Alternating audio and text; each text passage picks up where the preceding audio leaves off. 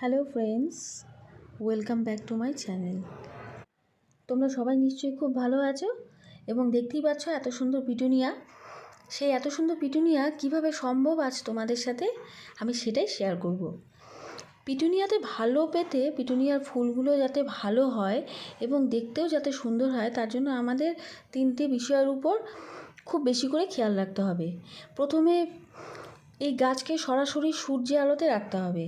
Direct Sunlight যদি পায় তাহলে এতে ফুলের পরিমাণ অনেকটা বেশি হবে।